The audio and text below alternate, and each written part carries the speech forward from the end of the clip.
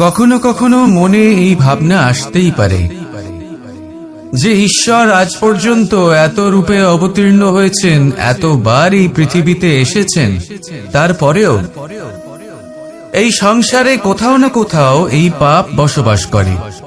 এটার কারণ কি? এটার কারণ আমরা স্বয়ংই। যখন কোনো ব্যক্তি এই পৃথিবীর পথপ্রদর্শন করে, এই সংসারকে উচিত দিশা দেখায়, এই সংসারের মঙ্গল করে, আমরা সেই ব্যক্তিকে মানুষ থেকে ঈশ্বর বানিয়ে ফেলি। সেই ব্যক্তির পতন স্বয়ং আমাদের হাতেই হয়ে যায়, কারণ সেই ব্যক্তি তার শ্বাস প্রশ্বাসের জন্য হয় না। সেই ব্যক্তি হলো সেই ভাবনা যা সে এই সংসারকে প্রদান করেছে। আমরা সেই ব্যক্তির ভাবনাটারই অন্ত করে দিই। এটা উচিত নয়। আমরা ওনাকে প্রভু মেনে নিই। প্রভু মানার পর আমরা ওনার কাছে প্রার্থনা করি, হে প্রভু আমাদের সাহায্য করুন। যদি উনি প্রভুও হন, তাও উনি পৃথিবীতে এসেছেন মনুষ্য রূপে। যা কর্ম করেছেন, যা শক্তি প্রাপ্ত করেছেন, এই দেহ থেকেই প্রাপ্ত করেছেন। আপনাদের এটা বোঝানোর জন্য যে এই কাজ আপনিও করতে পারেন। যারা সৎ আত্মা থাকেন, তাদের জন্য সর্বশ্রেষ্ঠ শ্রদ্ধাঞ্জলি হলো এটাই যে আপনি তাদের পদচিহ্ন অনুসরণ করে চলুন। না ওনাদের স্মরণে থাকুন, না পুষ্পের মালা ওনাদের চরণে রাখুন, বরং তাদের ভাবনাকে অনুসরণ করে সেই ভাবনা নিয়ে এগিয়ে চলুন। এটা না শুধু আপনার জন্য, বরং সমগ্র সংসারের জন্য লাভদায়ক। তাহলে এটাই করুন, আর আমার সাথে ভালোবেসে বলুন, রাধা রাধা। জীবনে সবসময় সেটা হয় না যা আমরা চাই, তেমন ভাবে হয় না যেমন ভাবে আমরা চাই। এবার তাতে আমরা দুঃখ পাই, নিরাশ হয়ে পড়ি, ভাগ্যকে দোষ দিই অথবা অন্য কাউকে বা নিজেকে। কিন্তু সত্যটা কি সেটা আমাদের জানতে হবে। এই সংসার নির্মিত হয়েছে পাহাড় দ্বারা এবং পাথর দ্বারা। তাই প্রত্যেক স্থানে ছোট ছোট ছোট ছোট নুড়ি পাথর তো অবশ্যই থাকবে। এগুলো এড়িয়ে যাওয়া সম্ভব নয়, আর এই কথাটা আমরা সকলে জানি। এবার এইভাবেই আমাদের জীবনে নানান রকমের সমস্যা লেগেই থাকে। এর হাত থেকে কোনোভাবেই নিস্তার পাওয়া সম্ভব নয়। একটা সমস্যা এড়াতে যান, দ্বিতীয় চলে আসবে, দ্বিতীয় সমস্যা এড়াতে যান, তৃতীয় চলে আসবে। কিন্তু সমস্যা জীবনে থাকবেই, আর আপনাকে সাহায্য করার জন্যই থাকবে কোনো না কোনো রূপে। আপনার চারপাশে পাথর আছে, এটা আপনার উপর নির্ভরশীল আপনি কি করবেন, কোন পথে অগ্রসর হবেন এবং কিভাবে অগ্রসর হবেন। এবার দেখুন, এটা তো সবসময় সম্ভব নয় যে আপনার পদতলে ফুলের চাদর থাকবে। এটা তো অসম্ভব। সেই জন্য উচিত এটাই হবে যে আপনি পাদুকা পরিধান করে জীবনে অগ্রসর হন।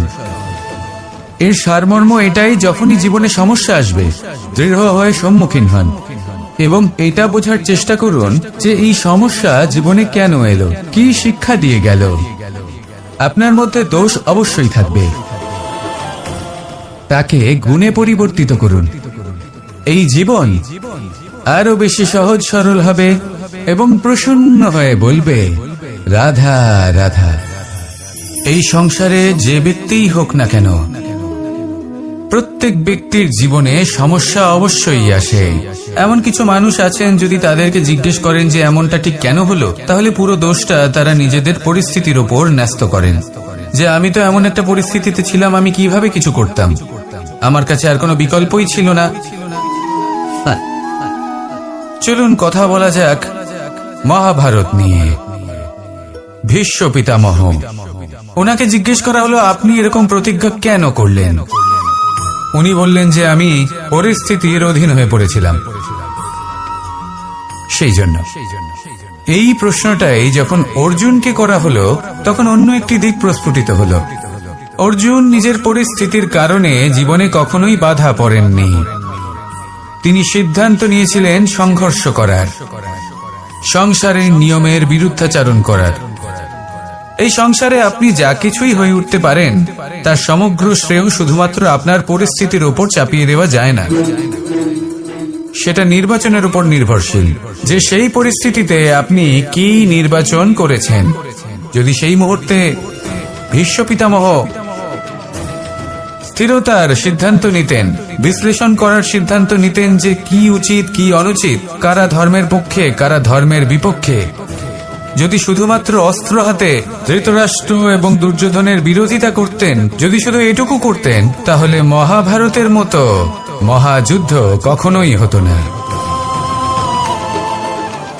সমস্যা সবার জীবনেই আসে, কঠিন পরিস্থিতিও সকলের জীবনে আসে। সেই ব্যক্তি এগিয়ে যেতে পারেন যিনি শ্রেষ্ঠ নির্বাচন করার ক্ষমতা রাখেন। তাহলে সেটাই করুন, আর আমার সাথে ভালোবেসে বলুন, রাধা রাধা। এই সংসারের প্রত্যেক বস্তুর, প্রত্যেক পরিস্থিতির, প্রত্যেক আবেগের দুটি দিক আছে। এর মধ্যে পার্থক্য করা সম্ভব শুধুমাত্র দৃষ্টিভঙ্গির দ্বারা। যদি কোনো ব্যক্তি পর্বত শিখরে দাঁড়িয়ে থাকেন, তাহলে উনি এটাই দেখতে পাবেন যে এই জলের ধারা সমুদ্রের দিকে বয়ে চলেছে। আরেক ব্যক্তি যিনি সমুদ্রের কাছে দাঁড়িয়ে আছেন, তার এটাই মনে হবে যে এই জলের ধারা সমুদ্রের দিকে আসছে। এখানে বিষয়টা হলো দৃষ্টিভঙ্গি, আর এটাই সময়ের সাথেও হয়ে থাকে। অনেক সময় মানুষ চিন্তিত হয়ে পড়েন, ত্রস্ত হয়ে পড়েন যে তার কাছে হয়তো খুব কম সময় আছে, তাতে তিনি অনেক কিছুই করতে পারবেন না, আর একটু সময় থাকলে খুব ভালো হতো। তিনি এভাবেও ভাবতে পারেন যে অল্প হলেও সময় বাকি তো রয়েছে, অর্থাৎ যা অবশিষ্ট আছে তাকে সংরক্ষণও করা সম্ভব, তাতে জীবন যাপনও করা সম্ভব। আর এটা নির্ভর করছে আপনার উপর। তাই দৃষ্টিভঙ্গি ইতিবাচক রাখুন, আর আমার সাথে ভালোবেসে বলুন, রাধা রাধা। এই সংসারে আমি একজন কুশল সারথি হিসেবে প্রসিদ্ধ, কিন্তু এমনটা ঠিক কেন? কারণ আমি প্রত্যেকটা মুহূর্তে রথের নিয়ন্ত্রণ নিজের হাতে পূর্ণরূপে রাখি। যেই না রথ পথভ্রষ্ট হয়ে পড়ে, সেই মুহূর্তে তাকে সঠিক পথে নিয়ে আসি। শুধু সেই জন্য সবাই আমাকে কুশল সারথি বলেন। এবার আপনাকেও আপনার জীবনে কুশল সারথি হয়ে উঠতে হবে, অর্থাৎ আপনাকে রথ চালাতে হবে না, শুধু আবেগের উপর নিয়ন্ত্রণ রাখতে হবে। কখনো কখনো জীবনে এমন কাজ আসে যেখানে মন রসবোধ খুঁজে পায় না, তখন মন বারংবার সেই পথ থেকে সরে যায়, সেই পথ থেকে বিচলিত হয়ে মন অন্যদিকে চলে যায়। তখন আপনাকে আপনার মনের উপর পূর্ণ নিয়ন্ত্রণ রাখতে হবে, তার রাশ নিজের হাতে পূর্ণরূপে ধরে রাখতে হবে। যেই না মন পথভ্রষ্ট হবে, তাকে পথে নিয়ে আসতে হবে, আবার পথ হারাবে, আবার পথে নিয়ে আসতে হবে। তাই মনে রাখবেন, যদি আপনি নিজের মনকে নিয়ন্ত্রণ করতে পারেন, নিজের জীবনকেও নিয়ন্ত্রণ করতে পারবেন। নিজের জীবনে কুশল সারথি হয়ে উঠুন, তাহলে মনোবাঞ্ছিত স্থানে এবং লক্ষ্যে পৌঁছতে পারবেন। আর তখন এই মন আর এই জীবন প্রসন্ন হয়ে বলবে, রাধা রাধা। এই সংসারের সব থেকে বড় যোদ্ধা কে? কেউ বলবেন অর্জুন, কেউ বলবেন ভীম, কেউ বলবেন হনুমান, আদি ইত্যাদি। কিন্তু এই সংসারের সব থেকে বড় যোদ্ধা আপনার মনের ভেতরে আছে, আপনার মনের মধ্যে আছে। সেই ব্যক্তি সব থেকে উঁচুতে পৌঁছতে পারেন যিনি নিজের অন্তরের খামতি বুঝতে পারেন, নিজের দোষ বুঝতে পারেন, তার সাথে লড়াই করেন এবং তার উপর বিজয় লাভ করেন। যে ব্যক্তি এটা শিখতে পারেন, যে ব্যক্তি এটার উপর জয়লাভ করতে পারেন, তিনি হলেন সব থেকে বেশি শক্তিশালী, সব থেকে বেশি বীর এবং সব থেকে বেশি পরাক্রমী ব্যক্তি। আমরা সকলে এই সংসারকে পাল্টাতে চাই। তার জন্য প্রথম পদক্ষেপ আপনাকে নিতে হবে, নিজেকে দোষমুক্ত করতে হবে। যদি মানুষ নিজের অন্তরের দোষ বুঝতে পারেন এবং নিজেকে দোষমুক্ত করতে পারেন, তাহলে এই সংসার নিজে থেকেই দোষমুক্ত হয়ে যাবে, তাই না? তাহলে নিজেকে দোষমুক্ত করুন, আর আমার সাথে ভালোবেসে বলুন, রাধা রাধা। আমরা সবাই এই সংসারে সূর্যের মতো হয়ে উঠতে চাই, সূর্যের মতো তেজস্বী, প্রকাশময়, যশস্বী। সূর্যের মধ্যে এতটাই তেজ থাকে যে সবাই তার সামনে নত হয়ে থাকে। সেই কারণেই সূর্যকে যশদানের গ্রহ বলা হয়। আমরা সবাই সূর্যের মতো উজ্জ্বল হতে চাই, কিন্তু তার জন্য সূর্যকে প্রত্যেক দিন জ্বলতে হয় এই সংসারে শুভ ভাব পবিত্রতা নিয়ে আসার জন্য, প্রকাশ ছড়িয়ে দেওয়ার জন্য। সূর্যকে প্রত্যেক দিন অস্তও যেতে হয়, আবার উদিতও হতে হয়, প্রত্যেক দিন জ্বলতে হয়। সূর্য একদিনের জন্য অবকাশ লাভ করেন না, আর যদি অবকাশ পেতেন তাহলে সূর্যকে আর সূর্য বলা হতো না, তাই না? সেই জন্য আপনি যদি সূর্যের মতো হয়ে উঠতে চান, সেই রকম উজ্জ্বল হতে চান, তেজস্বী হতে চান, তাহলে সূর্যের মতো জ্বলতে হবে, অর্থাৎ অগাধ পরিশ্রম করতে হবে। আসুন আমার সাথে ভালোবেসে বলুন, রাধা রাধা। জীবনে সব থেকে বেশি মূল্যবান বস্তু কি? ধন, স্বর্ণ, মাণিক্য, আভূষণ? না, এই সব কিছু মিলিয়েও সময়ের এক মুহূর্তের সামনে মলিন হয়ে পড়ে। এক মুহূর্ত যা এক দরিদ্রকে রাজা করতে পারে, যা এক রাজাকেও দরিদ্র করতে পারে। একটি মুহূর্ত যা আপনার আত্মবিশ্বাসকে পর্বতের শিখরে পৌঁছে দিতে পারে, একটি মুহূর্ত যা আপনার অস্তিত্বকে গভীর সাগরে বিলীন করে দিতে পারে। একটি মুহূর্তের খেলা। সব সময় জীবনে সেই ব্যক্তিকে সম্মান করুন, শ্রদ্ধা করুন, যিনি আপনার জন্য সময় বের করে থাকেন। সব সময় সেই ব্যক্তির প্রতি নিষ্ঠাবান থাকুন, যেই ব্যক্তি খারাপ সময় আপনার পাশে দাঁড়িয়ে থাকে। এই সময় সব থেকে বেশি মূল্যবান। আসুন আমার সাথে ভালোবেসে বলুন, রাধা রাধা। সাগর জলতত্ত্ব দ্বারা সমৃদ্ধ, এ হলো জন্মদাতাও আর জনকও। এই সাগরকে দেখে আমরা অনেক কিছু শিখতে পারি। এই সাগরকে বাইরে থেকে দেখলে মনে হবে এর ঢেউ কোলাহল সৃষ্টি করছে, কিন্তু যদি আপনি আস্তে আস্তে কিছুটা গভীরে যান তাহলে দেখবেন ঢেউগুলি শান্ত হয়ে গেছে। সেই একই সাগর তীরের কাছে অন্যরকম, গভীরে অন্যরকম। এবার সাগরের মাঝে এসে দাঁড়ান আর অনুমান করতে চেষ্টা করুন যে এটা কতটা গভীর, তাহলে দেখবেন এই কাজ অসম্ভব। আপনি সত্য কখনোই জানতে পারবেন না যতক্ষণ না সেই সাগরের তলদেশে পৌঁছচ্ছেন। এবার এই সাগরের মতোই হয় মানুষ। মানুষকে আপনি দূর থেকে বুঝতে পারবেন না, আপনাকে কাছে যেতেই হবে। একই দিনে আপনি পূর্ণরূপে কোনো মানুষকে জানতে পারবেন না, তার সাথে সময় কাটাতে হবে।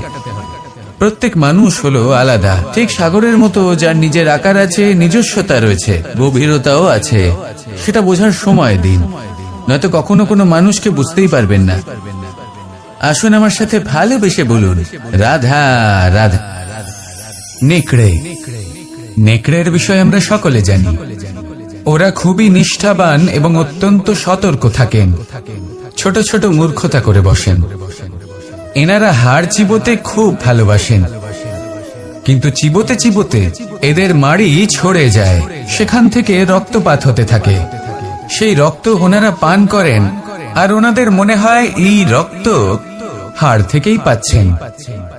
ওনারা ভাবেন যে এই হাড় চিবিয়ে আমরা আনন্দ লাভ করছি, কিন্তু আসল সত্য হলো এটাই যে ওনারা নিজেদেরই ক্ষতি করছেন। আমরা মানুষ, আমাদের সাথেও এমনটাই হয়। কখনো কখনো ভুলবশত আমরা এমন কোনো কাজ করি আর আমাদের মনে হয় যে আমরা বাইরে থেকে আনন্দ লাভ করছি, কিন্তু সত্য হলো এটাই যে আমরা শুধুই ক্ষতিগ্রস্ত হচ্ছি। এটা হলো খুব বড় একটা শিক্ষা যা আমাদের শেখা উচিত। তা হলো এটা যে আমাদের বোঝা উচিত যে কখন আমরা লাভবান হচ্ছি আর কখন ক্ষতিটাকেই লাভ বলে মনে করছি। এই শিক্ষা যদি আপনি প্রাপ্ত করতে পারেন তাহলে এই সংসারে আপনার থেকে বেশি প্রসন্ন আর কেউ থাকবেন না। তাহলে আসুন আর আমার সাথে ভালোবেসে বলুন, রাধা রাধা। যজ্ঞের আগুনকে শুভ বলে মনে করা হয় আর সেখানেই চিতার আগুনকে অশুভ মনে করা হয়। এমনটা কেন হয়? এখানে বিষয়টা হলো লক্ষ্য, বিচার এবং সঙ্গের। যখন আমরা যজ্ঞ করি তখন আমাদের লক্ষ্য কি হয়? পরিবেশকে আরো পবিত্র করে তোলা, ইতিবাচক করে তোলা। আমাদের লক্ষ্য শুভ হয়। তারপরে আসে বিচার। এই পরিস্থিতিতে সেই বিচার হলো অগ্নি। স্ফুলিঙ্গ থেকে তীব্র আকার ধারণ করে সমস্ত কাঠকে পুড়িয়ে দেয় এবং সুগন্ধ ছড়িয়ে দেয়। অর্থাৎ যদি আপনার লক্ষ্য শুভ হয় তাহলে তার নিজেই শুভ বিচারধারাকে আমন্ত্রণ জানায়। এই শুভ বিচার তখনই আসবে যখন আপনার সংকল্প শুভ হবে। অন্যদিকে হলো চিতার আগুন, এর লক্ষ্য কি? একটা দেহকে পরধামে পৌঁছে দেওয়া। সবার শেষে সবকিছু আপনার উপরে নির্ভরশীল যে আপনি কোনটা চয়ন করতে চান। আপনার লক্ষ্য যদি শুভ হয় তাহলে আপনার বিচার এবং সঙ্গতি আর তার পরিণাম সবই শুভ হবে। আসুন আর আমার সাথে ভালোবেসে বলুন, রাধা রাধা। সকলে আমাকে জিজ্ঞেস করেন যে কৃষ্ণ, তুমি সবসময় হাসি মুখে কি করে থাকো, এত প্রসন্ন কি করে থাকো তুমি? এই সমগ্র সংসারে চতুর্দিকে সমস্যা রয়েছে, দুঃখ রয়েছে, তাও হাসি মুখে কি করে থাকো? সত্যি কথাই বটে, এই সংসারে চারিদিকেই দুঃখ রয়েছে, প্রত্যেকের জীবনে সমস্যা রয়েছে। কৃষ্ণের জীবনে একটু বেশি সমস্যা রয়েছে, তাও আমি হাসতে থাকি। কেন? কারণ হলো প্রেম। আমার সমস্ত মনোযোগ কেন্দ্রীভূত থাকে সেই প্রেমের প্রতি যা আমি পেয়ে থাকি। যেমন রাধার প্রেম, দ্বারকার প্রেম, দাদার প্রেম, স্ত্রীর প্রেম, পুত্রের প্রেম, মাতা পিতার প্রেম আদি ইত্যাদি। আমার মনোযোগ এই প্রেমের প্রতি কেন্দ্রীভূত থাকে। আর যখনই আমি এই প্রেমের কথা স্মরণ করি, মুখে দুশ্চিন্তা অথবা দুঃখের আবেগ দেখা অসম্ভব ব্যাপার। শুধু এটাই হলো রহস্য কৃষ্ণের হাসি মুখে থাকার, তার হাসির রহস্য। আপনিও জীবনে এটাই করুন। আপনি জীবনে যে ভালোবাসা পেয়েছেন তার প্রতি মনোনিবেশ করুন। ধন্যবাদ জানান সেই প্রেমকে, ধন্যবাদ জানান সেই সকল ছোট ছোট বস্তুকে যা আপনি জীবনে পেয়েছেন।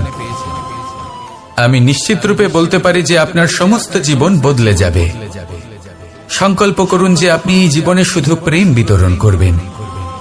এই মন জীবনের প্রত্যেক মুহূর্তে প্রসন্ন থাকবে আর আনন্দ সহকারে বলবে, রাধা রাধা। অশ্বত্থামার মৃত্যু হলো। কেউ জানে না সে মানুষ নাকি হাতি। এই বাক্য কে বলেছিলেন? সাক্ষাৎ ধর্মরাজ যুধিষ্ঠির। সেই যুধিষ্ঠির যিনি নিজের জীবনে কখনো মিথ্যে বলেননি, কিন্তু উনি এমন কিছু নির্বাচন করেছিলেন যার জন্য চিরকাল শুধুই মহারাজ যুধিষ্ঠির হয়ে থেকে গেলেন। কখনো অভিমন্যুর সমান হতে পারলেন না। যখন দ্রুত ক্রীড়ার আমন্ত্রণ এসেছিল তখন মহারাজ যুধিষ্ঠির সেটা অস্বীকার করতেই পারতেন, কিন্তু করলেন না। অহংকারের জন্য সেই আমন্ত্রণ গ্রহণ করলেন উনি, এবং অহংকারের জন্য করা এই নির্বাচন ওনাকে সাধারণ করে রেখে দিল। নিজের গুরু দ্রোণাচার্যকে পরাজিত করার জন্য একটি মিথ্যে কথা বলেছিলেন। অশ্বত্থামা মারা পড়েছে, আর তারপর গ্লানিমাখা কণ্ঠে ধীর স্বরে বলেছিলেন, জানি না সে মানুষ না হাতি, কিন্তু অর্ধসত্য হোক বা সত্য লুকোনো হোক, তা হল মিথ্যের সমান, এবং প্রত্যেকটি কর্মের ফল মানুষ অবশ্যই ভোগ করে। এই নির্বাচনের কারণে যুধিষ্ঠিরকেও নরকবাস করতে হয়েছিল। তাই নিজের কর্ম শ্রেষ্ঠ করে তুলুন, কারণ এটাই সুনিশ্চিত করবে যে আপনি এই সংসার থেকে বিদায় নেওয়ার পরেও জীবিত থাকবেন নাকি নয়। আসুন আমার সাথে ভালোবেসে বলুন, রাধা রাধা। মানুষ ছোট হোক বা বড়, রাজা হোক বা দরিদ্র, সমস্ত মানুষের মধ্যে একটা সামঞ্জস্য থাকে। সমস্ত মানুষের কাছে তার প্রশংসা অত্যন্ত গুরুত্বপূর্ণ। সে খুবই প্রসন্ন হয় যদি আপনি তার প্রশংসা করেন, কিন্তু আপনি যদি তাকে এটা বলেন যে এটা তোমার ভুল ছিল, তোমার কিছু খামতি ছিল, তখন সেটা সে মানতে রাজিই থাকে না। সব মানুষ এটা শুনতে পছন্দ করে যে সে যেটা করেছে সেটাই সর্বোত্তম। এবার আমি আপনাকে একটা কথা বলি, এই হলো নিন্দা, এই হলো প্রশংসা, আর এই হলো সত্য, যা সবার থেকে উচ্চস্থানীয়। সেই জন্য মানুষ আয়না দেখে। আয়না তাকে তার সৌন্দর্য দেখায় না, তাকে দেখায় যা সত্য, যাতে মানুষ আরো সুন্দর হওয়ার চেষ্টা করতে থাকে। তাই আয়না অত্যন্ত গুরুত্বপূর্ণ সত্যকে জানার জন্য। জীবনে নিন্দুকের মাহাত্ম্য প্রশংসকের মাহাত্ম্যের থেকে অনেক বেশি। কেন? কারণ তারা আপনাকে আপনার খামতি দেখায়, আপনার ভুলগুলো বুঝিয়ে দেয়, আপনাকে একটা সুযোগ দেয় নিজেকে শুধরে নিতে, নিজেকে আরো শ্রেষ্ঠ করে তুলতে, যা প্রশংসক করতে পারে না। তাই জীবনে যদি কখনো নিন্দা করা হয়, তাকে ভালোবেসে গ্রহণ করুন, ধন্যাত্মক রূপে গ্রহণ করুন। যদি নিজেকে কোনো শিক্ষা দেওয়া সম্ভব হয় তাহলে অবশ্যই দিন। দেখবেন মন প্রসন্ন হয়ে বলবে, রাধা রাধা। জীবনে কখনো সাফল্য আসে, আবার কখনো অসফলতা, কখনো আশা পাওয়া যায়, কখনো নিরাশা, কখনো জয় লাভ করি, আবার কখনো পরাজয়। এর পেছনের কারণটা জানা অত্যন্ত প্রয়োজনীয়। যদি আমি পরাজয়ের কথা বলি, যখনই আমরা পরাজয় লাভ করি আমরা ভাবতে থাকি যে এমন কেন হলো? আমাদের শত্রু কি বেশি শক্তিশালী ছিল, নাকি আমাদের নীতিতে কোনো খামতি ছিল? এই সমস্ত কারণের পেছনে খুব বড় একটা কারণ থাকে, আর সেই কারণ আমাদের অন্তরে সুপ্ত থাকে।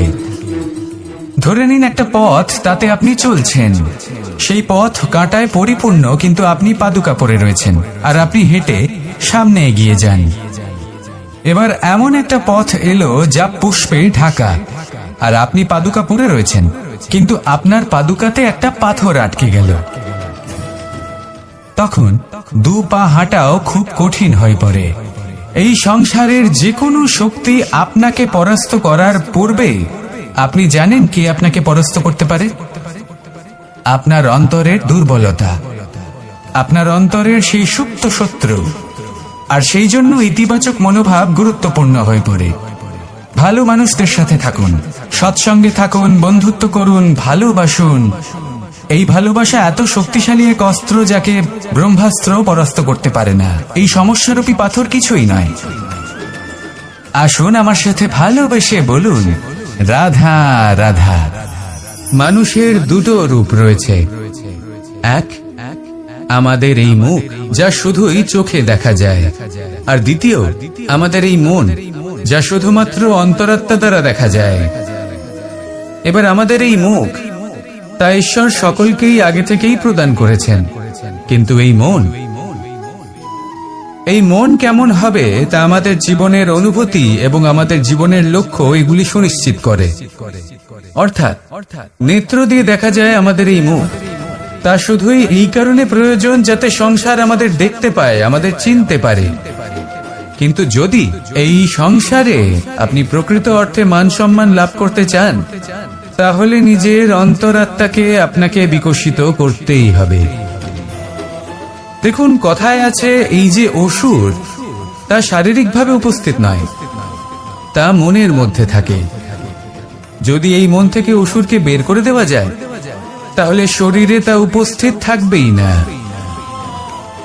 তাই মনকে শুদ্ধ করুন আর আমার সাথে ভালোবেসে বলুন, রাধা রাধা। মানুষ যখনই একে অপরের সামনে নিজেদের হৃদয়ের ভাবনা প্রকাশ করে, তখন এক অত্যন্ত প্রভাবশালী মাধ্যম তারা ব্যবহার করে, যাকে ভাষা বলা হয়। এবার আমি দেখেছি যে একজন মানুষ অনেকগুলো ভাষাতেই নিপুণ। আমি এটাও দেখেছি যে মানুষ অনেকগুলো ভাষায় কথা বলে, কখনো কখনো অনেক ভাষা মিলিত করে তার প্রয়োগ করে, উচিত প্রকারে তাকে ব্যবহার করে না, না সেটাকে সম্মান করে, আর না ভাষাকে শুদ্ধ রাখে। আর এটা হলো অনুচিত। যদি ভাষাকে শুদ্ধ রাখেন, তাহলে ভাষা আপনার চরিত্রকে শুদ্ধ রাখবে, তা আপনার একাগ্রতা বাড়িয়ে তুলবে। এই প্রত্যেক ধ্বনিকে অনুভব করে যদি আপনি শব্দের উচ্চারণ করেন, ভাষাকে প্রয়োগ করেন, তাহলে আপনিও আনন্দ পাবেন, আর যিনি শুনছেন সেই ব্যক্তির কানেও মধুর শব্দ বাজবে। তাই মনে রাখবেন, যে ব্যক্তি ভাষার পবিত্রতাকে সম্মান করে, তাকে সংসারও সম্মান করে। ভাষাকে শুদ্ধ এবং পবিত্র রাখুন, তাহলে ভাষা আপনার চরিত্রকেও শুদ্ধ এবং পবিত্র রাখবে। আর এই মন সুপ্রসন্ন হয়ে বলবে, রাধা রাধা। এ হলো রামায়ণের সময়কালের কথা। সেতু নির্মাণ করার কাজ চলছিল। সমস্ত বানর সেনা এই কাজে নিযুক্ত হয়েছিলেন। বড় বড় পাথর তুলে নিয়ে এই বানর সেনা সমুদ্রে ফেলছিলেন। এই কাজ চলছিল। এমন সময় ছোট্ট একটা কাঠবিড়ালি এলো। ছোট ছোট মাটির ডেলা হাতে নিয়ে সাগরের কাছে যাচ্ছিল আর বড় বড় পাথরের পাশে রেখে দিচ্ছিল, যথাসম্ভব সেখানে রেখে আসছিল। সারা দিন ধরে সে এই পরিশ্রম করেই যাচ্ছিল। এবার শ্রীরাম তার এই কাজ দেখতে পেলেন। সেই ছোট্ট কাঠবিড়ালিটিকে নিজের হাতে তুলে নিলেন এবং অত্যন্ত ভালোবেসে তার পিঠে হাত বুলিয়ে দিলেন। কথায় আছে যে কাঠবিড়ালির পিঠে যে দাগ আছে সেই 3টি দাগ এসেছে শ্রীরামচন্দ্রের 3 আঙুলের থেকে। যে কাজ আপনি করছেন তাতে সমস্ত শক্তি প্রয়োগ করুন। যতটা আপনার সামর্থ্য রয়েছে, যতটা আপনার প্রতিভা রয়েছে, সম্পূর্ণভাবে উৎসর্গ করে দিন। ঠিক এমন ভাবে কর্ম করুন। সেই কাঠবিড়ালি কিন্তু তাই করেছিল।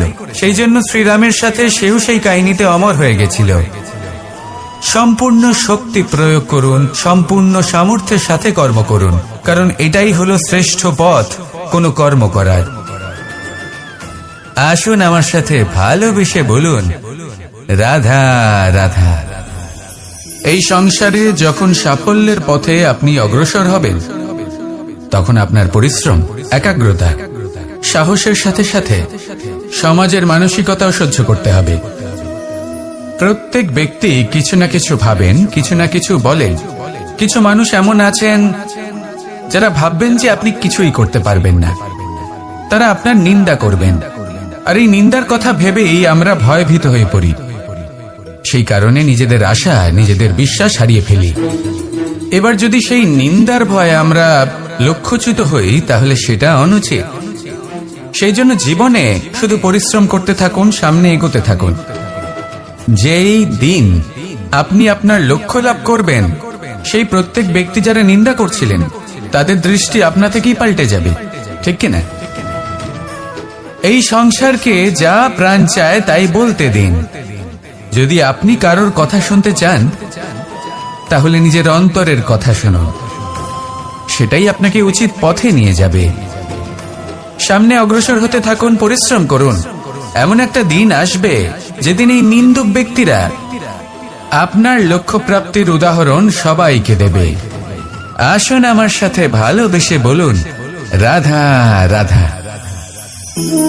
মানুষ সুখী জীবনযাপনের প্রতি এতটাই অভ্যস্ত হয়ে পড়ে যে একটা ছোট্ট সমস্যা এলেই সে সবার থেকে সাহায্য চাইতে শুরু করে দেয়।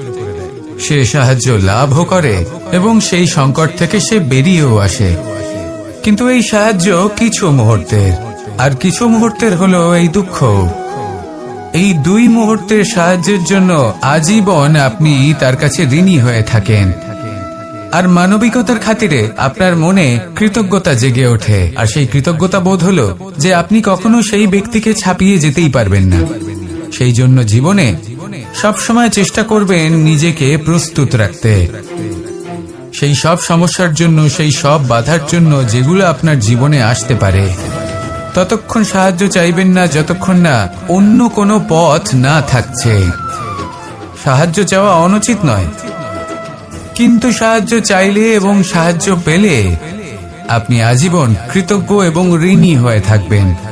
আর তারপর একদিন আপনি পরিবর্তন দেখতে পাবেন যে কিভাবে আপনি ছোট ছোট সমস্যার জন্য সাহায্য না চেয়ে বড় বড় সমস্যার সম্মুখীন হতে প্রস্তুত হয়ে গেছেন। এটাই হলো সংসারের নীতি। এটাই পালন করুন আর আমার সাথে ভালোবেসে বলুন, রাধা রাধা। এমন অনেক মানুষ আছেন যারা আমাকে ভগবানের পরিভাষা জানতে চান, যে ভগবান আসলে কি, তিনি কেমন। এবার দেখুন, ভগবান হোক বা আপনার স্বপ্ন হোক বা আপনার লক্ষ্য হোক না কেন, সেই লক্ষ্য তখনই পূর্ণ হয়, তখনই তাকে লাভ করা সম্ভব যখন আপনার দৃষ্টিভঙ্গি মঙ্গলময় হয়। যখন আপনি নিজে মনে করবেন যে আমি যেটা পেতে চাইছি তা শুভ। উদাহরণস্বরূপ, কোনো পাখিকে দেখুন, সে গাছের ডালে বসে এবং সেখানেই বিশ্রাম করে, কিন্তু পড়ে না। কেন?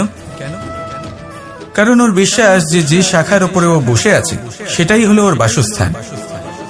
যদি আপনি বিশ্বাস করেন তাহলে আপনি পাথরের মধ্যেও ভগবান দর্শন করতে পারবেন। আর যদি বিশ্বাস না থাকে তাহলে যদি ভগবান সামনে দাঁড়িয়েও থাকে তবেও আপনার বিশ্বাস হবে না। তাই বিশ্বাস করতে শিখুন। এই বিশ্বাসের আধারেই আপনি সেই সব কিছু পাবেন যা আপনি পেতে চাইছেন। আসুন আমার সাথে ভালোবেসে বলুন, রাধা রাধা। গুরু, যিনি পথ দেখান, আমাদের জীবনে অত্যন্ত গুরুত্বপূর্ণ, অত্যন্ত আবশ্যক। কিন্তু কিছু মানুষ মনে করেন যে গুরুর কোনো প্রয়োজন নেই, কারণ এই সমগ্র জ্ঞান মানুষের অন্তরেই নিহিত রয়েছে। এবার প্রশ্ন এটাই, যদি সমস্ত জ্ঞান মানুষের অন্তরে নিহিত থাকে তাহলে গুরুর কি প্রয়োজন? আর যারা আজ পর্যন্ত গুরুকে মেনে এসেছেন তারা কি অনুচিত করেছেন? এর উত্তর আমি আপনাকে দেব একটা উদাহরণ দ্বারা। একটা কাঠ যা জ্বলনশীল, জ্বলনের ঊর্জা তার অন্তরে নিহিত রয়েছে, কিন্তু তার জ্বলনের জন্য বাইরে থেকে একটা অনুঘটকের প্রয়োজন হয়। এই অনুঘটকই হলেন আপনার গুরু। উত্তাপ যা একটা কাঠকে জ্বালাতে পারে, সেই উত্তাপ হলো গুরুর প্রচেষ্টা। যদি সেই গুরুই না থাকে, তার প্রচেষ্টাই না থাকে, তাহলে সেই সমস্ত জ্ঞান যা মানুষের অন্তরে নিহিত তা ব্যর্থ হয়ে যাবে। যদি আপনার সাথে আপনার গুরু থাকেন, আপনার পথ প্রদর্শন করেন, আপনার অন্তরের জ্ঞানকে বাইরে নিয়ে আসতে পারেন, তাহলে তাকে সম্মান করুন। আর আমার সাথে ভালোবেসে বলুন, রাধা রাধা। असतो मा सद्गमय, तमसो मा ज्योतिर्गमय, मृत्युर्मा मृतंगमय। জ্ঞান সেটাই যা অসত্য থেকে সত্যের পথে চালিত করে। প্রকাশ সেটাই যা অন্ধকার থেকে আলোর পথে নিয়ে আসে। জীবন সেটাই যা মৃত্যু থেকে অমরত্বের পথে নিয়ে যায়। এবার এই তিনটে, জ্ঞান, জীবন এবং প্রকাশ, একই রকম। শূন্য থেকে এর উৎপত্তি হয় এবং আস্তে আস্তে আপনার জীবনে বিস্তার লাভ করে। এবার আমরা এটাই ভাবি যে কেমন করে এই তিনটিকে আগলে রাখা যায়। এর উত্তর হলো, এদের আগলে রাখার প্রয়োজনই নেই, ভাগ করে দিতে হবে। কোন বৃক্ষকেই দেখে নিন, একটি বৃক্ষ অনেক বছর ধরে বেঁচে থাকে। কেন? কারণ সে ভাগ করে দিতে জানে। সে নিজের বীজ ছড়িয়ে দেয়, এই ধরিত্রীতে দেয়, সেই বীজ যা অঙ্কুরিত হয়ে এক নতুন বৃক্ষকে জন্ম দেয়। শুধু ছড়িয়ে দিয়ে একটি বৃক্ষ জীবন দান করতে পারে। যদি কোনো ব্যক্তি জ্ঞান ছড়াতে শিখে যান, যদি প্রকাশ, আলোর কিরণ ছড়িয়ে দিতে শিখে যায়, কোনো ব্যক্তি তার জীবনের সুখ ছড়িয়ে দিতে শিখে যান, তাহলে তিনি মৃত্যুর পরও মৃত হন না। এই ভাগ করে দেওয়ার সুখটাই কিছুটা আলাদা। এই সুখ অনুভব করুন আর আমার সাথে ভালোবেসে বলুন, রাধা রাধা। আপনি কখনো কোনো সরোবরের দিকে তাকান, যার জল হলো শান্ত, স্থির। আপনি স্পষ্ট দেখতে পাবেন সেই সরোবরের তলদেশে কি রয়েছে। তাতে সাঁতরে বেড়াচ্ছে সুন্দর মাছ, চকচকে কিছু পাথর, স্বর্ণরূপী বালি, সবই আপনি দেখতে পাবেন। কিন্তু যখনই আপনি একটা ছোট্ট পাথর তুলে সেই জলে ছুঁড়ে ফেলবেন, তখন সেই জল বিচলিত হবে আর সেই স্পষ্টতা ন্যূনতম হয়ে যাবে। তারপর কিছুই স্পষ্টভাবে দেখা যাবে না। এই ঘটনা মানুষের সাথেও ঘটে। মানুষ যদি বিচলিত হয়ে পড়ে, তখন সে বুঝতে পারে না যে বর্তমানে কি হয়ে চলেছে আর ভবিষ্যতে কি করা উচিত। কিন্তু সেই মানুষ যদি শান্ত থাকেন, স্থির থাকেন, ধন্যাত্মক থাকেন, তাহলে নিশ্চিত রূপেই বুঝতে পারবেন যে বর্তমানে কি করতে হবে আর ভবিষ্যতে কি করতে হবে। তাই নিজের মধ্যে সেই স্থিরতা আনুন, সেই ধৈর্য ধরুন, নিজেকে শান্ত রাখুন আর সবার মধ্যে ভালোবাসা ছড়িয়ে দিন। এই মন প্রসন্ন হয়ে বলবে, রাধা রাধা। সম্পর্ক এ হলো এক বন্ধন যা আমাদের এক সূত্রে বেঁধে রাখে।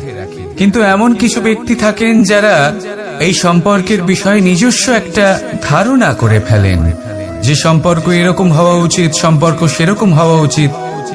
আমি এই সম্পর্কের জন্য কত কিছু করেছি এই ব্যাখ্যা করতে থাকেন, আর তার বদলে অনেক কিছু প্রত্যাশাও করেন। কিন্তু সত্য হলো এটাই যে সব সম্পর্ক একরকমের হয় না, কিন্তু প্রত্যেক সম্পর্কের একটা বিশেষত্ব থাকে। যেমন চোখ আর নাকের এই সম্পর্ককেই দেখুন। চোখের সব থেকে কাছে কে আছে? নাক আছে। কিন্তু এই চোখ দিয়ে এই নাককে আমরা দেখতেই পাই না। তবে কি ধরে নেব এই সম্পর্কের কোনো মূল্য নেই? এমনও নয়। ঠিক এইভাবেই যদি কোনো ব্যক্তি তার আবেগ আপনার কাছে ব্যক্ত করতে না পারে বা প্রকট করতে না পারে বা আপনাকে বোঝাতে না পারে, তাহলে তার মানে এটা নয় যে তার সাথে আপনার সম্পর্কের তিক্ততা রয়েছে। এমনটা কখনোই নয়। শুধু চোখ আর নাকের এই সম্পর্কের মতোই হলো আমাদের জীবনে আমাদের আপনজনের সাথে সম্পর্ক। যদি কারোর ব্যবহার আপনার প্রতি অনুচিত হয়, বা যদি কেউ অনুপস্থিত থেকে থাকে, বা কেউ যদি আপনাকে বুঝতে না পারেন, তাহলে তার অর্থ এটা নয় যে আপনি সেই সম্পর্ক ভেঙে ফেলবেন। বুঝুন, আপনার জীবনে তার গুরুত্ব কোথায় আর তার জীবনে আপনার। সম্পর্ক গড়ে তুলুন, তাকে পালন করতে শিখুন, একসাথে মিলে চলুন। এই মন সুপ্রসন্ন হয়ে বলবে, রাধা রাধা। এই সমগ্র সংসারের সব থেকে গুরুত্বপূর্ণ ব্যক্তি কে? স্বয়ং আপনি। নিজের জন্য তো বটেই, তাই না? কারণ যখন আপনি জন্মগ্রহণ করেন, নিজের চোখ খোলেন, এই সংসারে আসেন, তখনই তো এই সংসারকে আপনি দেখতে পান, অনুভব করতে পারেন। এখানকার আবেগ, এখানকার মানুষজন তখন থেকেই অনুভব করেন। যদি আপনি না থাকেন, তাহলে এই সংসারের অস্তিত্ব আপনার কাছে শূন্যের সমান, তাই না? আপনি না থাকলে এই সংসারও আপনার কাছে নেই। এবার সবাই বলবেন যে এ তো সত্যি কথা। সেই অনুযায়ী তো আমার স্বার্থপর হওয়া উচিত, অহংকারী হওয়া উচিত, কারণ আমার কাছে আমি তো সবকিছু। দৃষ্টিভঙ্গি পাল্টে দেখুন। আপনার কাছে সব থেকে বেশি গুরুত্বপূর্ণ ব্যক্তি কে? আপনি নিজেই। সেই মানুষটি কেমন হওয়া উচিত একটু ভেবে দেখুন। সব সময় সকলকে সাহায্য করুন, একসাথে মিলে পরিশ্রম করুন, সাহায্য করুন অন্যদেরকে। এটা অতি আবশ্যক। এবং তার থেকেও বেশি গুরুত্বপূর্ণ হলো এটাই যে আপনার মনে যেন কখনো এই বিষয়ে ভয় না থাকে যে আমি আমার প্রিয়জনদের, আমার কাছের মানুষগুলিকে হারিয়ে ফেলব। এই ভয় কখনোই মনের মধ্যে থাকা উচিত নয়। যদি ভয় থাকে তাহলে থাকুক এই বিষয়ে যে সকল মানুষ আমার জীবন থেকে, আমার থেকে দূরে চলে যাচ্ছেন, তাদের বাধা দিতে দিতে আমি যেন নিজেকেই না হারিয়ে ফেলি, নিজের অস্তিত্বকেই না হারিয়ে ফেলি, নিজের ব্যক্তিত্বকে, নিজের বিচারধারাকে, নিজের করুণার শক্তি না হারাই। তাহলে এই ভয় ত্যাগ করুন আর আমার সাথে ভালোবেসে বলুন, রাধা রাধা। এই ফল কি তা বলার কোনো প্রয়োজন নেই। এই ফল কতটা সুস্বাদু সেটাও বলার কোনো প্রয়োজন নেই। ধরুন এমন কোনো মানুষ আসলেন যিনি জানেন না এটা কোন ফল। তিনি এটা দেখে ভাববেন এ তো কাঁটার একটা গুচ্ছ মনে হচ্ছে, নিয়ে ফেলে দেবেন। সেখানে দ্বিতীয় কোনো ব্যক্তি যিনি বুঝদার, তিনি দেখবেন, ভাববেন যে প্রকৃতি এর গায়ে এত কাঁটা কেন দিয়েছে? অবশ্যই সুরক্ষার জন্য দিয়েছে, অর্থাৎ ভিতরে অবশ্যই অমূল্য কিছু রয়েছে। সেই ধরনের ব্যক্তি এই ফলের অন্তরে প্রবেশ করেন এবং এই ফলের আনন্দ উপভোগ করেন। এরকমই কিছুটা আমাদের সংসারেও আমরা দেখতে পাই। প্রত্যেকদিন আমরা নতুন নতুন মানুষের সাথে পরিচিত হই। এমন কিছু ব্যক্তি থাকেন যাদের সাথে প্রথম আলাপের পর আমাদের এটা মনে হয় যে এই ব্যক্তিকে দেখে একটু রাগী ব্যক্তি মনে হচ্ছে, বড়ই অহংকারী বোধ হচ্ছে, উদ্ধত মনে হচ্ছে। বেশিরভাগ মানুষ প্রথম আলাপের পরে তাদের সাথে দূরত্ব বজায় রাখবেন। কিন্তু যিনি বুঝদার ব্যক্তি, তিনি ভাববেন যে এই ব্যক্তি এমন কেন করছেন। হয়তো সুরক্ষার খাতিরে এই ব্যক্তি নিজেকে এরকম করে তুলেছেন যাতে অন্য কোনো ব্যক্তি এসে ওনার সময় নষ্ট না করেন, ওনার আবেগের সাথে ছলনা না করেন, খেলা না করেন। হয়তো অতীতে এমন কোনো ঘটনা ঘটেছে যার জন্য এই ব্যক্তি কিছুটা এরকম হয়ে গেছেন। এমনই একজন ব্যক্তি সেই ব্যক্তির মনের গভীর পর্যন্ত পৌঁছতে পারেন আর সেখান থেকে শুভ গুণগুলিকে বাইরে বের করে আনতে পারেন। এরকমই ব্যক্তি হয়ে উঠুন। এমন বুঝদার ব্যক্তি হয়ে উঠুন যিনি সামনের ব্যক্তির খারাপ গুণগুলিকে অবহেলা করে হৃদয়ের অন্তঃস্থল থেকে শুভ গুণগুলিকে প্রকাশিত করে এবং সেই ব্যক্তিকে দেখাতে পারে। এমন ব্যক্তি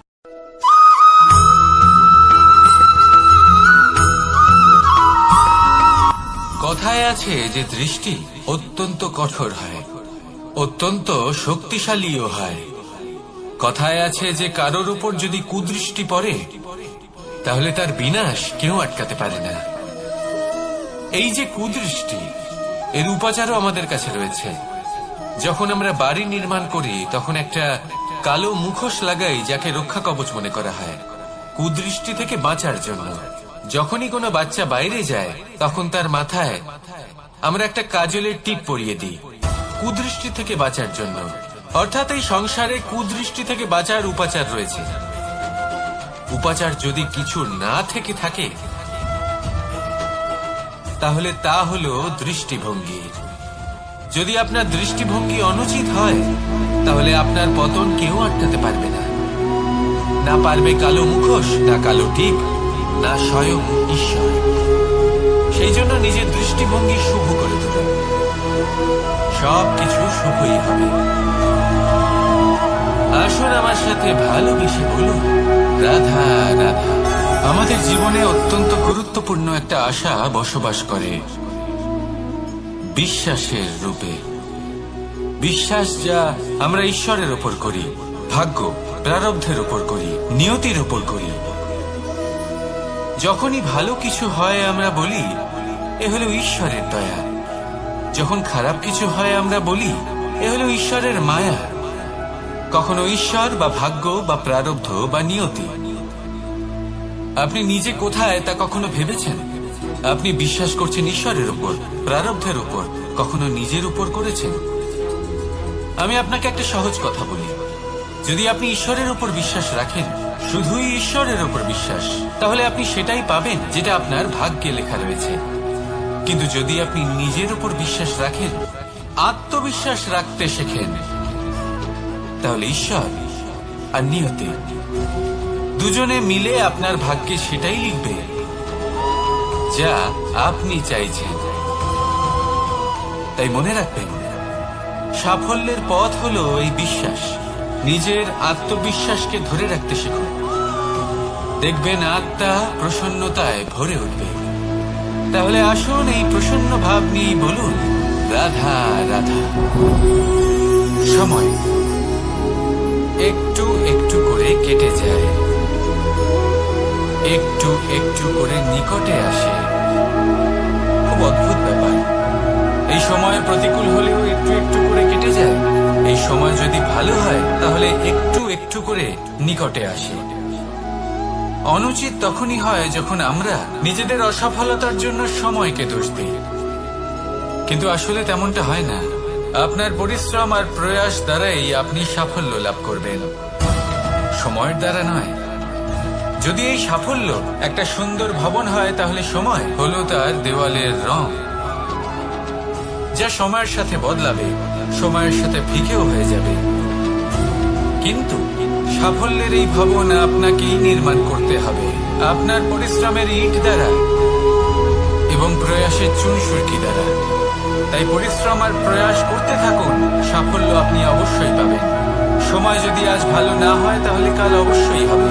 প্রয়াস করতে থাকুন আর আমার সাথে ভালোবেসে বলুন রাধা রাধা। ভয়। জীবনে আমরা কোন কোন বিষয়ে ভয় পাই? কোনো মানুষকে হারানোর ভয়, কোনো মানুষ কোনো সম্পর্ককে হারানোর ভয়, অর্থহানির ভয়, সময়হানির ভয়।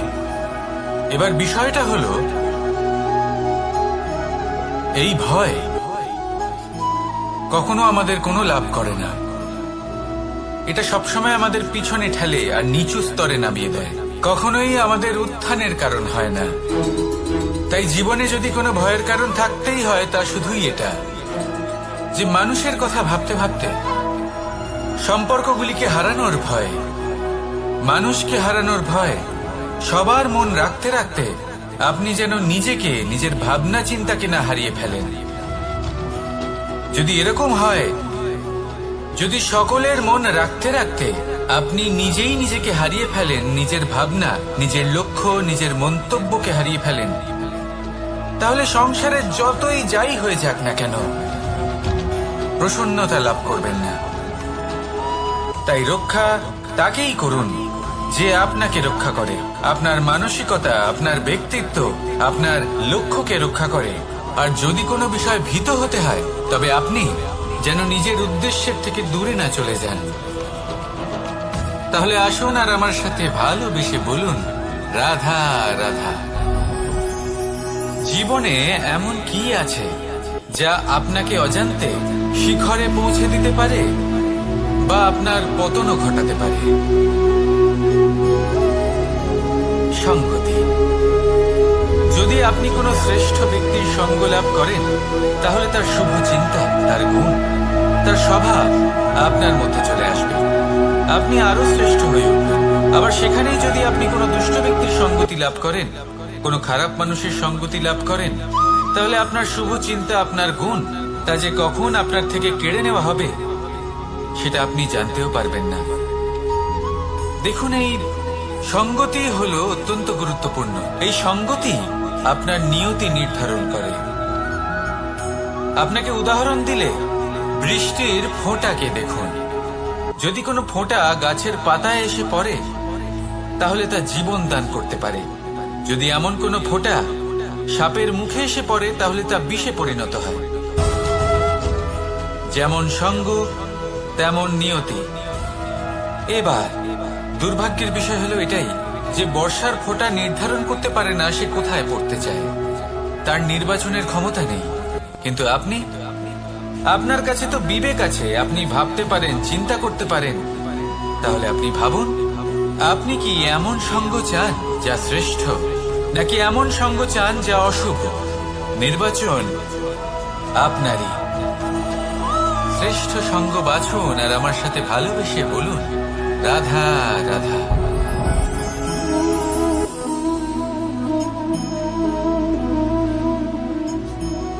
মুক্ত। এই মুক্তই সবাইকে মোহিত করে দেয়, নিজের দিকে আকর্ষিত করে। অত্যন্ত সুন্দর, গোল, শুভ্র। মুক্ত দ্বারা নির্মিত আভূষণ, তা হয়তো সে মুকুটই হোক বা কোনো স্ত্রীর অলংকার, তাকে আরো সুন্দর করে তোলে, তাকে আরো সুন্দর দেখতে লাগে। এবার এই মুক্তকে এত সুন্দর দেখার জন্য কত কষ্ট সহ্য করতে হয় তা কি কখনো আপনি ভেবেছেন? এই মুক্ত ঝিনুক থেকে বের করা হয়। ঝিনুক, যা কিনা সমুদ্রের তলদেশে থাকে। ওকে কত কষ্ট সহ্য করতে হয়, জলের চাপ সহ্য করতে হয়, সমুদ্রের স্রোত সহ্য করতে হয়। এই ঝিনুককে এত কষ্ট সহ্য করতে হয়, এই মুক্তকে এত কষ্ট সহ্য করতে হয়, তারপরে এর রূপ এত সুন্দর হয়।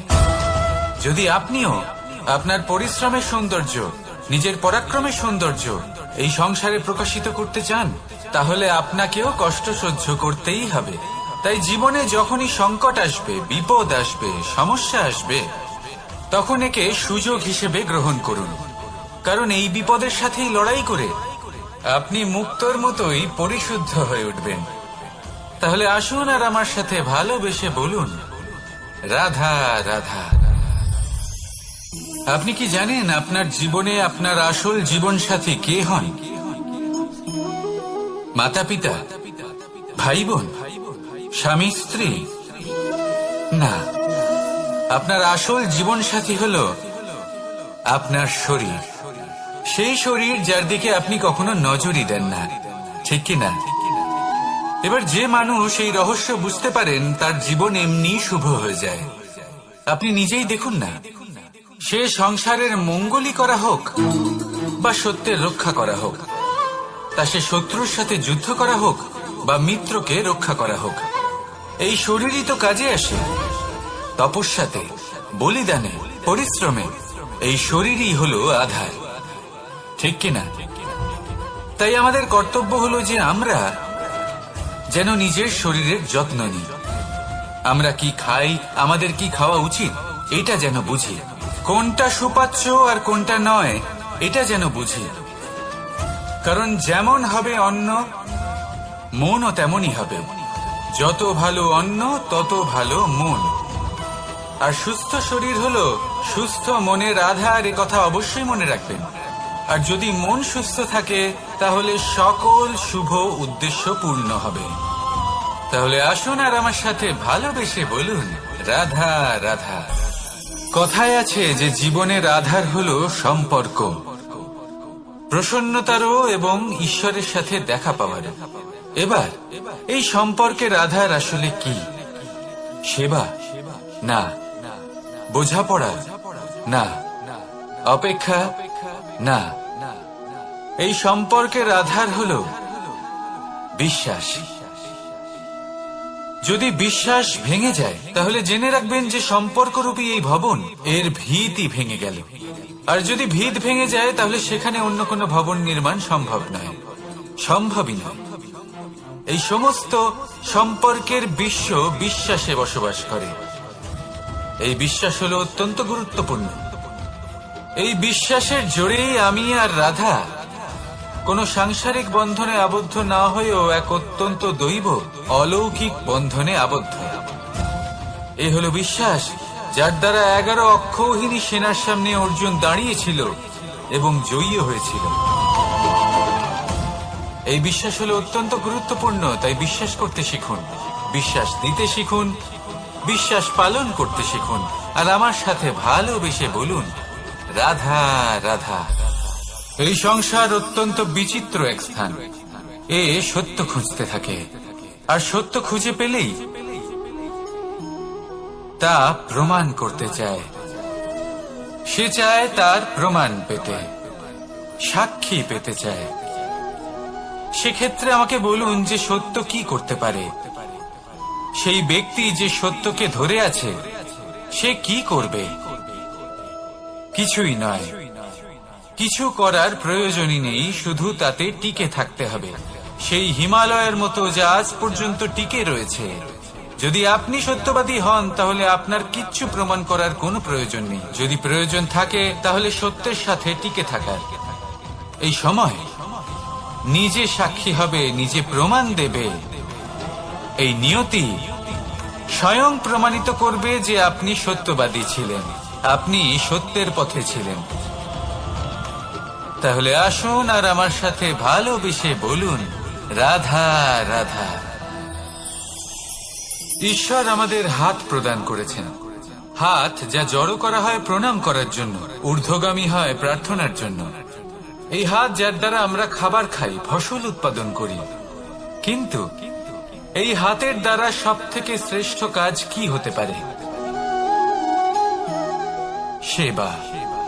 আগে হ্যাঁ, সেই হাত যা সামনে এগিয়ে আসে সেবা করার জন্য, যে সেবা করে তাদের যারা দুঃখে থাকেন, নিরাশ হয়ে থাকেন, যারা সেবা করেন তাদের যারা কিনা দরিদ্র। সেই হাত হলো সব থেকে অধিক মহান। ঈশ্বরকে দীনবন্ধু বলা হয়ে থাকে, কারণ যারা দুঃখী হন, নিরাশ হন, দরিদ্র হন, ঈশ্বর তাদের সাহায্য করেন, তাদের সহায়ক হন, তাদের মধ্যে ঈশ্বর বাস করেন। তাই আপনারা যদি এটাই করেন, যারা দুঃখে আছেন, নিরাশ হয়ে আছেন, যাদের সাহায্যের প্রয়োজন রয়েছে, যদি আপনি তাদের সাহায্য করেন, তাহলে আপনি এমন এক চৈতন্য লাভ করবেন যে আপনি তৃপ্ত হয়ে উঠবেন। তাহলে সবার সেবা করুন আর আমার সাথে ভালোবেসে বলুন, রাধা রাধা। আজ আমার কাছে একটা হাতুড়ি রয়েছে। অত্যন্ত শক্তিশালী হলো এই হাতুড়ি।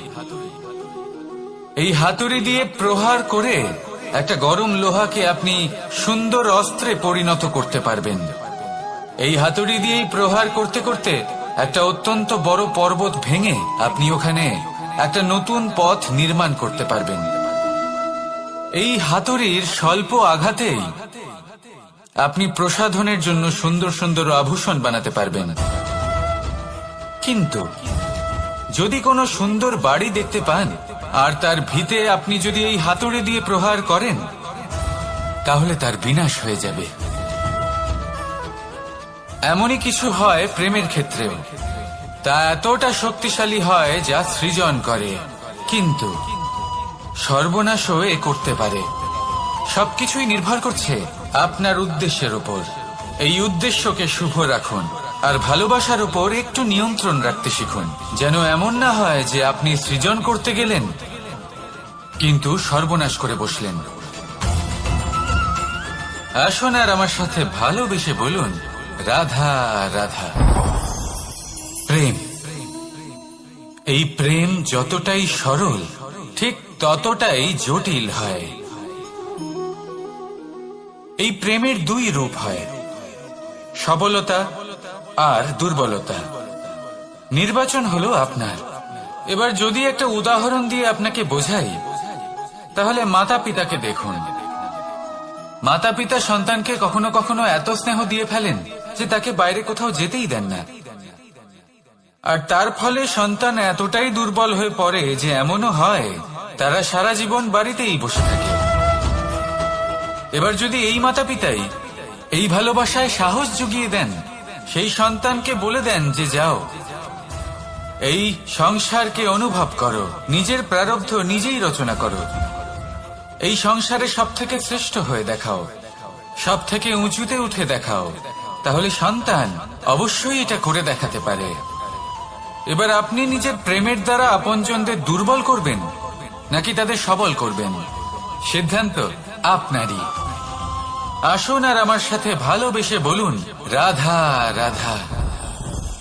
মানুষ বলেন প্রেমে অনেক শক্তি আছে, আর এটা সত্যিও বটে। প্রেমে এতটাই শক্তি থাকে যে শত্রুতার বড় বড় স্তম্ভকেও এত সহজে ফেলে দিতে পারে।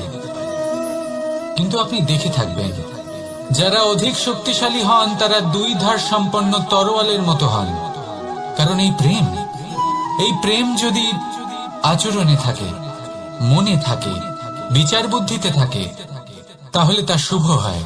এই প্রেম সৃজন করে।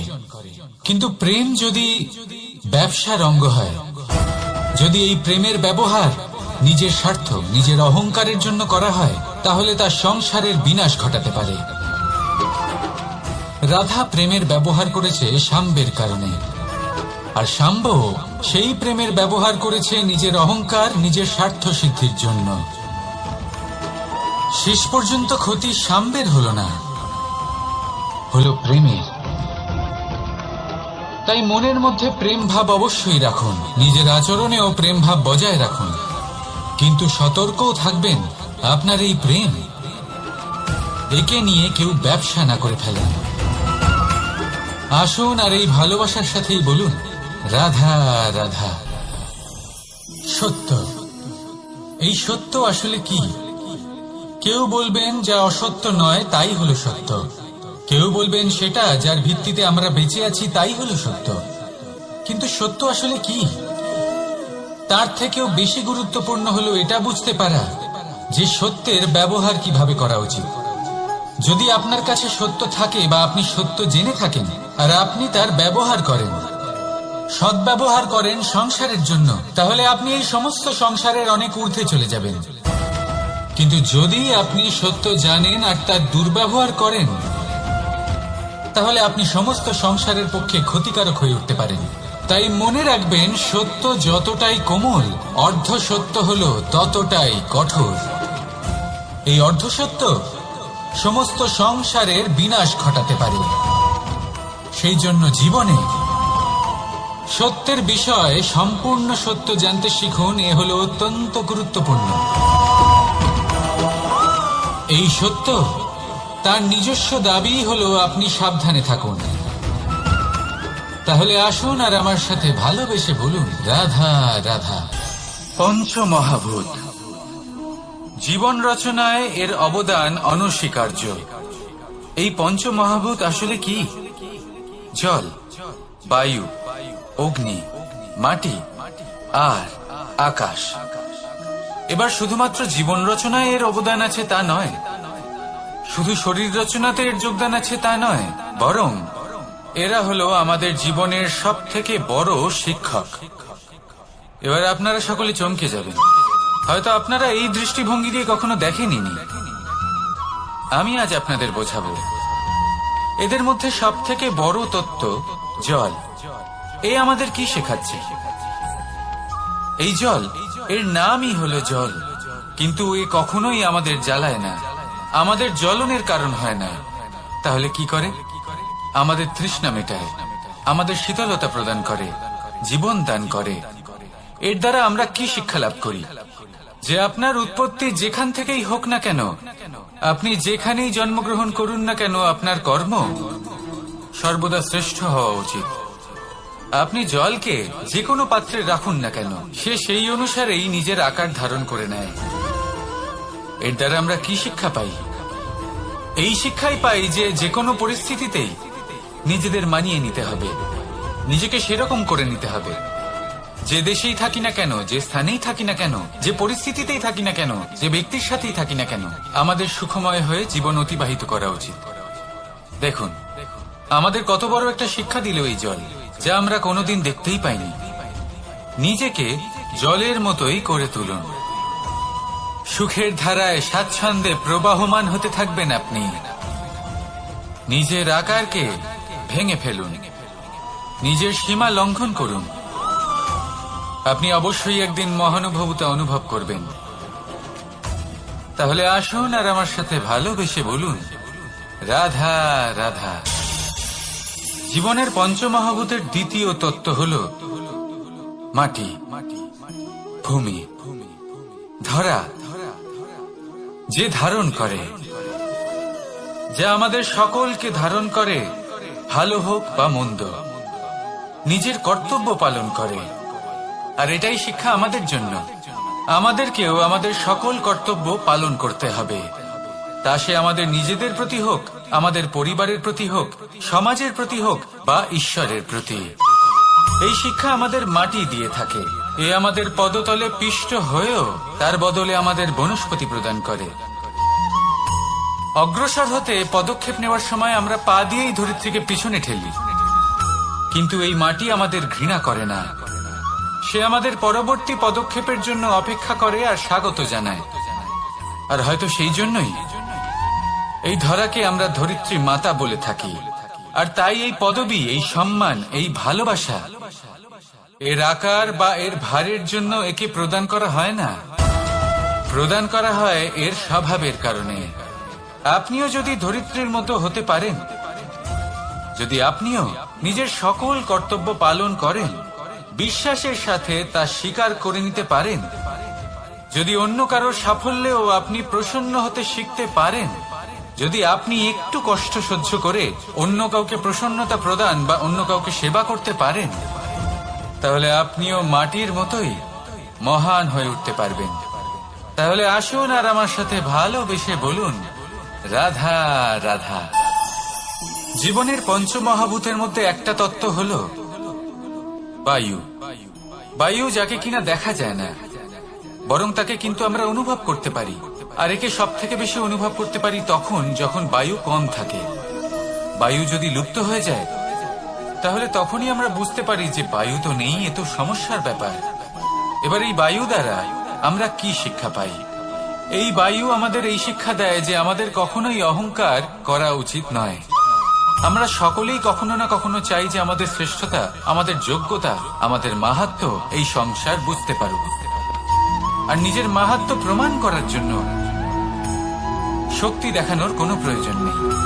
কারণ যখন কোনো ব্যক্তি, এই সমাজ, এই সংসার আপনাকে নিজের থেকে দূরে করে দেবে, আপনার থেকে দূরে চলে যাবে, তখন আপনার মাহাত্ম্য কি তার আভাস সে নিজে থেকেই অবশ্যই পেয়ে যাবে। আপনার কিছুই করার প্রয়োজন নেই। বায়ুর মতো হয়ে উঠুন। বায়ু যার কিনা কোনো ভার নেই, কিন্তু যখন সময় আসে, যখন সে তুফানের রূপ নেয়, তখন অত্যন্ত বড় বড় বিধ্বংসী কাজ সে করে ফেলে। আর তখন এর শক্তির কোনো তুলনাই হয় না। বায়ু যে নিজের সঞ্চালন দ্বারা পৃথিবীকে প্রাণ দেয়, নিজের পরিবহন দ্বারা এই মেঘ সৃষ্টি করে, এই ধরিত্রীর তৃষ্ণা নিবারণ করে। বায়ুর মতো যদি আপনি হয়ে উঠতে পারেন, তাহলে হালকা হয়ে যাবেন, উপরে উঠতে পারবেন এই সংসার, এই ভৌতিকতা, এই মোহ মায়া থেকে। আর তখন আপনি বুঝতে পারবেন যে প্রেম কাকে বলে। তখন আপনি বুঝবেন যে দান করাই হলো জীবন। তাহলে আসুন আর আমার সাথে ভালোবেসে বলুন, রাধা রাধা। জীবনের পঞ্চমহাভূতের মধ্যে একটা তত্ত্ব হলো আকাশ। আকাশ যা কিনা নিরাকার, যার কোনো আকার নেই। আকাশ যা হলো অনন্ত। আর আমাদের সবসময় মনে হয় যে এই আকাশ আমাদের সাথে জড়িয়ে রয়েছে। কেন? এবার এই আকাশ আমাদের জন্য কি না করে। আকাশ আমাদের ওড়বার স্বাধীনতা দেয়। আকাশ মেঘকে ধারণ করে যাতে আমাদের তৃষ্ণা মিটতে পারে। এই আকাশ সূর্য এবং চন্দ্রকে তার যথাস্থান দেয় যাতে আমরা প্রকাশও পেতে পারি, আবার অন্ধকার, যাতে আমাদের জীবনে সামঞ্জস্য বজায় থাকে। আকাশের থেকে অনেক কিছুই শেখার রয়েছে। যদি আমরা আকাশের মতো হতে পারি, আমাদের আপনজনদের সেই স্বাধীনতা দিতে পারি যাতে তারা উঠতে পারেন, যাতে তারা নিজেদের স্বপ্ন পূরণ করতে পারেন, যার ফলে তারা নিজেরাই এই জীবনকে অনুভব করতে পারেন, নিজের পায়ে দাঁড়াতে পারেন, তাহলে ভাবুন আমাদের অস্তিত্ব কতটা বড় হয়ে যাবে। যদি আপনি আকাশের মতো হতে পারেন, তাহলে আপনিও আকাশের মতোই অনন্ত হয়ে উঠবেন। তাহলে আসুন আর আমার সাথে ভালোবেসে বলুন রাধা রাধা। পঞ্চমহাতত্ত্ব, পঞ্চমহাভূত, এদের বিষয়ে আমি আপনাদের সবকিছুই বলে দিয়েছি। কেন? এরা আমাদের জীবনের সব থেকে বড় শিক্ষক। আর এদের থেকে আমরা কি শিক্ষা পাই? নিশ্চিত রূপে এই পঞ্চমহাতত্ত্ব আমাদের দেহের নির্মাণ করে, কিন্তু একটা ষষ্ঠ মহাতত্ত্ব রয়েছে। এমন এক তত্ত্ব যার না কোনো ভার আছে, না কোনো পরিমাণ আছে, কিন্তু তা হলো অত্যন্ত গুরুত্বপূর্ণ, ভাবনা। কেউ একে আত্মা বলে, কেউ একে বিবেক বলে, কেউ একে প্রাণ বলে, আর কেউ বলে চেতনা। এবার এই চেতনা যখন পঞ্চমহাতত্ত্বের সাথে জুড়ে যায়, এক হয়ে যায়, তখন মানুষের জীবনের নির্মাণ হয়। এবার আপনার দেহের নির্মাণ জন্ম থেকেই পঞ্চমহাতত্ত্ব করে দেয়, কিন্তু এই ভাবনা, এই চেতনা, একে আপনি নিজেই এগিয়ে নিয়ে যেতে পারেন। একে দিশা দেখাতে হবে, এর বিকাশ আপনাকেই করতে হবে। কিভাবে? তা আপনার উপর নির্ভর করছে। আপনি এর সদ্ব্যবহারও করতে পারেন, দুর্ব্যবহারও করতে পারেন। এমন এক দিশা দিতে পারেন, এমন সদ্ব্যবহার করতে পারেন যে আপনি নিজেই কোনোদিন ভগবত গীতার জ্ঞান দিলেন। এমন দুর্ব্যবহার করতে পারেন, এমন দিশাও দিতে পারেন যে আপনি হয়তো শকুনের মতোই মহাভারত রচনা করলেন। এই চয়ন আপনারই। শুধু এই চেতনার শুদ্ধতার দিকে বিশেষ নজর রাখতে হবে। যদি এই চেতনা শুদ্ধ হয়, তাহলে প্রেম থাকবে, আর যদি এই চেতনা অশুদ্ধ হয়, তাহলে বিদ্বেষ হবে। আর আমার মতে সুখ এবং শান্তি প্রেমের দ্বারাই লাভ হবে, বিদ্বেষ দ্বারা নয়। তাহলে আসুন আর আমার সাথে ভালোবেসে বলুন রাধা রাধা। জীবনের পঞ্চমহাতত্ত্বের মধ্যে পঞ্চম তত্ত্ব অগ্নি। অগ্নি যা জ্বালাতে সাহায্য করে, কিন্তু তা উত্তাপও প্রদান করে। নিশ্চিত রূপে অগ্নি আমাদের জ্বালিয়ে দিতে পারে, কিন্তু আপনি কি কখনো এটা ভেবে দেখেছেন যে আগুন, তাকে নিজেকে কতটা জ্বলতে হয়, তাকে নিজেকে কতটা তাপ সহ্য করতে হয়? ও নিজে জ্বলে আমাদের উত্তাপ প্রদান করার জন্য, ও নিজে জ্বলে আমাদের ঊর্জা দেবার জন্য, আমাদের আলো দেবার জন্য, অন্ধকারে পথ দেখানোর জন্য, শত্রুর সাথে মোকাবিলা করার জন্য আমাদের সাহায্য করে, নিজে জ্বলে। যখন আমরা কোনো দেবতার জন্য যজ্ঞ করি, তখন দেবতার ভোজন গ্রহণ করার নিমিত্ত হয় এই অগ্নি। কত কিছু ওকে সহ্য করতে হয় আমাদের এত কিছু দেবার জন্য। আপনিও আগুনের মতো হয়ে উঠুন, নিজে কষ্ট সহ্য করুন অন্যকে সাহায্য করার জন্য, তাদের জীবন উদ্ধার করার জন্য, নিজের প্রিয়জনের জন্য, নিজের পরিবারের জন্য, নিজের মাতা পিতার জন্য, এই সমাজের জন্য। নিজে কষ্ট সহ্য করুন, প্রকাশের কেন্দ্রবিন্দু হয়ে উঠুন, আর সকলকে পথ প্রদর্শন করুন, সবাইকে পথ দেখান। যেদিন আপনি আগুনের মতো হয়ে উঠবেন, সেই দিন ঠিক যেমন অগ্নিকে পুজো করা হয়, আপনিও সেইভাবে পূজনীয় হয়ে উঠবেন। যেমন সকল শুভকর্মে, সকল যজ্ঞে, সকল পুজোতে অগ্নিকে স্মরণ করা হয়, সেইভাবেই সকল শুভকর্মে আপনাকেও স্মরণ করা হবে। আর যেদিন আপনি এরকম হয়ে উঠবেন, সেই দিন জীবনের বাস্তব মর্ম কি আপনি তা বুঝতে পারবেন।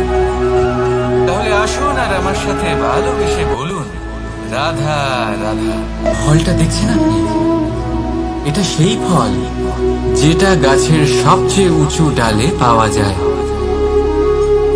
কিন্তু যখন এটা খসে পড়ে তখন এটা আকাশের দিকে যায় না যা উপরে আছে, সে যায় সেই ভূমির দিকে যে নিচ থেকে তার দিকে তাকিয়ে থাকে। কেন? কারণ এই ফলের নিজের উচ্চতার ধারণা মাটির থেকে নিজের দূরত্ব থেকে হয়। এই ব্যাপারটাই আমাদের মানুষের জন্যও খাটে। যদি আপনি সম্পন্ন হন তাহলে তাদের সাহায্য অবশ্যই করবেন যাদের সামর্থ্য আপনার থেকে কম, যাদের সাহায্যের অত্যন্ত প্রয়োজন। আপনার সামর্থ্য বেশি কারণ তাদের আপনার থেকে সামর্থ্য কম। দেখুন, জীবনে আনন্দ শুধু বড় হওয়ায় নয়, বরং তাদের সাহায্য করেও আছে যারা